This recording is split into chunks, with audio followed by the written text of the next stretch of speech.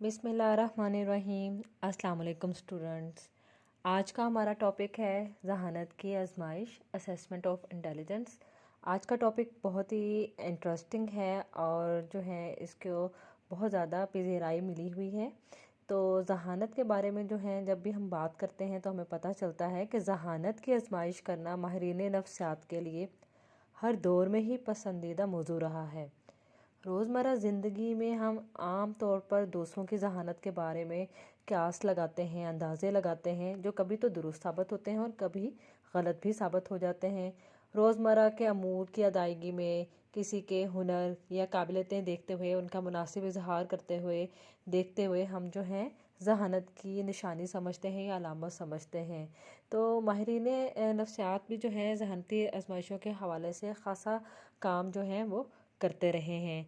तो हम इसके जब इंट्रोडक्शन या तारीफ़ की तरफ चलते हैं तो हमें पता चलता है कि ज़हानती आजमाइशों से मुराद ऐसी आजमाइशें हैं जो अफराद की मुस्तकिल अमूमी ज़हनी सलाहियतों, मसलन मसाइल हल करने की सलाहियत, नए माहौल की मुताबिकत अख्तियार करने की सलाहियत और तफक्कुर करने की सलाहियत, तजुर्बात फ़ायदा उठाने की सलाहियत वगैरह के दर्जे की पैमाइश जो है कर रही होती है। और स्टूडेंट, जब हम पहली साइंसी ज़हनी आजमाइश की बात करें तो अल्फ्रेड बिने का नाम जो है वो सुनने में आता है कि वो सबसे पहले जो हैं साइंसदान थे जिन्होंने ये आजमाइश जो है वो बनाई थी। एक फ्रांसीसी माहिर नफ्सियात थे जो कि अल्फ्रेड बिने जिनको कहा जाता है। और अल्फ्रेड बिने ने जो है 1905 में जो है वो ये आजमाइश तैयार की थी। इसके बाद जो हम बात करते हैं वो बीने साइमन ज़हानती आजमाइश की। ज़हानत की पैमाइश का जो पहला टेस्ट बनाने का आगाज़ है वो साइमन और अल्फ्रेड बिने को ही जाता है। और 1905 में इन दोनों माहिरीन ने पहली इनफरादी ज़हनी आजमाइश जो है वो मुतारिफ़ करवाई, जिसका नाम साइमन बिने स्केल जो है वो कहा गया था। 20वीं सदी के शुरू में ही जो है फ्रांस के सरकारी स्कूलों में बहुत से बच्चे जो हैं वो फ़ेल हो रहे थे और फ्रांस की हुकूमत ने अल्फ्रेड बिने और साइमन पर मुश्तमिल कमीशन तैयार किया ताकि वो बच्चों की इतनी बड़ी तादाद फ़ेल होने की वजूहात मालूम कर सकें और इस मसले का हल जो है वो तजवीज़ कर सकें। तो बिने साइमन ने जो है मालूम किया कि तमाम बच्चे जो है ज़हनी तौर पर एक जैसे तरक्की याफ्ता एक तो नहीं होते, क्योंकि बाज़ बच्चे जो हैं ज़हनी तौर पर ज़्यादा तरक्की याफ्ता होते हैं और बाज़ बच्चे जो हैं ज़हनी तौर पर पसमानदा होते हैं।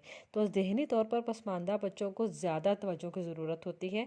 तो 1905 में जो है बिने साइमन ने मुख्तलिफ़ काबिलियतों जैसे याद, तख़य्युल, इस्तदलाल की पैमाइश करने के लिए जो है वो स्केल तैयार किया ताकि मालूम किया जा सके कि कोई बच्चा जो है वो ज़हनी तौर पर कितना तरक्की याफ्ता है या कितना पसमानदा है। तो इस स्केल को पहली बाकायदा जो है ज़हनी आजमाइश माना जाता है। इसके बाद हम बात करते हैं उम्र और ज़हानत की।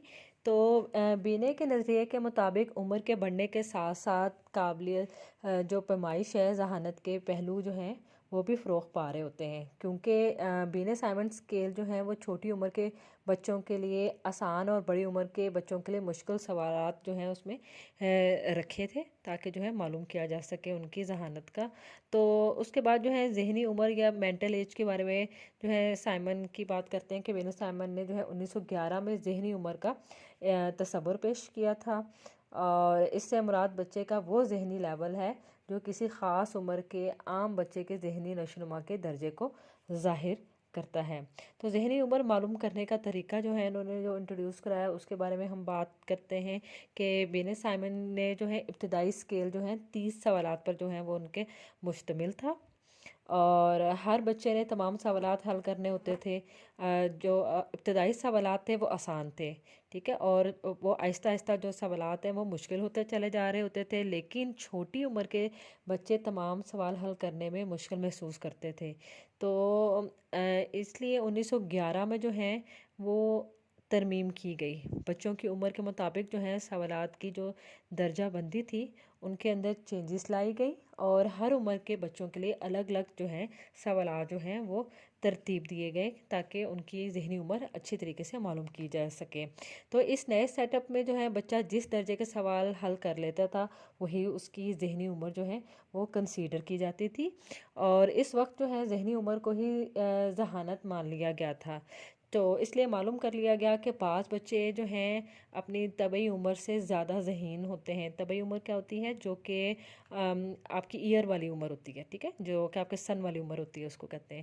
تو بعض بچے جو ہیں اپنی طبعی عمر سے کم ذہین ہوتے ہیں، جیسے ہم ایگزامپل لے لیتے ہیں کہ ایک 5 سال کا بچہ ہے، وہ 5ویں درجے کے کم از کم 75% سوالات حل کر لیتا ہے، تو اس کی ذہنی عمر جو ہے وہ 5 سال مانی جاتی ہے۔ اور اگر 5 کا کوئی دوسرا بچہ جو ہے 7ویں درجے کے سوالات حل کر لیتا ہے تو اس کی ذہنی عمر جو ہے وہ 7 سال مانی جائے گی۔ اور اگر جو ہے ہم کنسیڈر کر لیں کہ اگر 5 سال کا ہی ایک تیسرا بچہ بھی ہمارے پاس موجود ہے جو صرف 4تھے درجے کے سوالات حل کر لیتا ہے تو اس کی ذہنی عمر جو ہے وہ 4 سال جو ہے وہ مانی جائے گی۔ تو اس طرح کیا ہوگا کہ بچے کی ذہنی عمر سے مراد اس کا وہ ذہانتی درجہ لیا گیا جس کے وہ کم از کم 75% سوالات حل کر لیتا ہے، اور اگلے درجے کے جتنے سوالات حل کر لیتا ہے وہ 2 ماہ فی سوال جو ہے اس کی ذہنی عمر جو ہے وہ بڑھا دی جائے گی، ٹھیک ہے، یعنی کہ اس کی ذہنی عمر اس طریقے سے ہم لوگ کیلکولیٹ کر لیں گے۔ اور اپنے درجے کی وہ جتنے سوال کم حل کرے گا تو 1 ماہ فی سوال جو ہے اس کی ذہنی عمر کم کر دی جائے گی، اور جس درجے کا وہ ایک سوال بھی حل نہیں کر پائے گا وہ اس کی بلائی عمر جو ہے وہ مانی جاتی ہے۔ تو اس کو ذہنی عمر معلوم کرنے کا طریقہ کے بارے میں جب ہم بات کرتے ہیں تو ہمیں پتہ چلتا ہے کہ ذہنی عمر معلوم کرنے کا جو تصور ہے وہ بڑے مبہم انداز میں جو ہے ذہانت کی وضاحت اور پیمائش کرتا تھا۔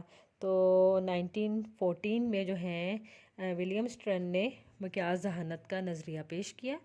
مقیاس ذہانت جو ہیں وہ اس سے مراد ذہنی عمر اور طبعی عمر کے درمیان پائی جانے والی نسبت ہے، ٹھیک ہے، جس کی مدد سے معلوم کیا جاتا ہے کہ ایک نارمل درجے کے ذہین فرد کے مقابلے میں کوئی فرد کتنا زیادہ ذہین یا کتنا زیادہ فطین ہے، ٹھیک ہے۔ اور اس کے معلوم کرنے کا جو فارمولہ ہے وہ کچھ اس طریقے سے ہے۔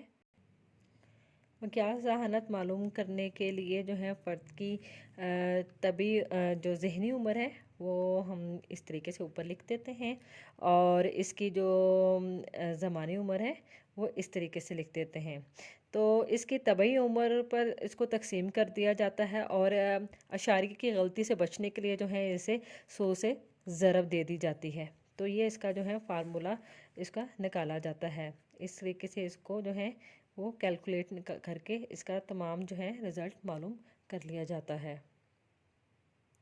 اب ہم اس کی ترامیم کے اوپر بات کرتے ہیں کہ کس طریقے سے جو ہے درجہ بدرجہ جو ہیں اس کے اندر ترامیم کی گئی۔ تو سائمن اسکیل میں جو ہے کئی بار ترامیم کی گئی ہیں، اور اب اسے اسٹینفورڈ بینس اسکیل کا نام دیا گیا ہے۔ اس اسکیل کو ویسلر کے ذہانتی ماڈل یا ذہانتی اسکیل کے بعد سب سے زیادہ وسیع پیمانے پر جو ہے وہ استعمال کیا جاتا ہے، اور اس کا کئی زبانوں میں جو ہے وہ ترجمہ ہو چکا ہے۔ تو پہلی ترمیم جو ہے اس کی 1937 میں جو ہے ایل ایم ٹرون اور مارڈمرل نے جو ہے بینس سائمن اسکیل کی تھی۔ 1934 میں ترمیم کی، اور اس میں اس نے یہ کیا کہ 2 سال تک کے جو بچوں کے سوالات تھے وہ شامل کیے ایک تو، اور ذہنی عمر کی بلائی حد جو ہیں وہ 22 سال سے 10 ماہ تک جو ہیں وہ بڑھا دی گئی تھی اس میں، اور معیاریت کے جو سیمپل کو امریکہ کے 11 ریاستیں جو تھیں وہاں تک وسیع کر دیا۔ تاہم جو ہے نئے سیمپل کو صرف سفید فام شہری آبادی تک جو ہے وہ محدود رکھا گیا، اور اس میں نئے اسکیل میں جو 25% جو ہے پرفارمنس کے جو یعنی کہ کارکردگی کے آئٹم بھی جو ہیں وہ شامل کیے گئے تھے۔ تو سب سے زیادہ نمایاں جو تبدیلی اس کے اندر آئی تھی وہ تھا فارم ایل اور فارم ایم کو متعارف کروانا۔ تو دوسری ترمیم کی طرف ہم جب چلتے ہیں تو ہمیں پتہ چلتا ہے کہ یہ ترمیم 1960 یعنی کہ 1960 میں کی گئی تھی، اور یہ اسکیل بھی ٹرمن اور میرل نے تیار کیا، اور اس اسکیل میں جو ہیں 1937 کے جو اسکیل کے فارم ایل اور فارم ایم تھے ان کے بہترین آئٹموں کا انتخاب کر کے انہیں ایک ہی دستاویز بنا دیا گیا، اور بعض نئے ٹیسٹ آئٹم بھی جو ہیں اس کے اندر شامل کیے گئے، اور سکورنگ اور ایڈمنسٹریشن کے معیار کو بہتر بنایا گیا۔ تو اس کے علاوہ مقیاس ذہانت کا جو معیار تھا وہ 100 اور معیاری انحراف جو ہیں وہ 16 مقرر کیا گیا تھا۔ تیسری ترمیم کی طرف جب ہم چلیں تو ہمیں پتہ چلتا ہے کہ 1972 میں جو ہیں یہ کی گئی تھی، اور اس میں جو ہے معیاریت جو تھی وہ سیمپل کو بہت زیادہ معیاری بنا دیا گیا، اور اس میں جو ہے سفید فام جو لوگ تھے ان کے علاوہ جو ہے دیگر اراکین کو بھی شامل کیا گیا تھا، اور بعض دیگر ترمیم کے ذریعے جو ہے اسکیل کو پہلے سے بہتر اور ڈیٹیل میں بنایا گیا، تاکہ جو ہیں کارکردگی کے جو ٹیسٹ آئٹم ہیں ان کو بھی شامل کیا جا سکے، ان کو بھی دیکھا جا سکے۔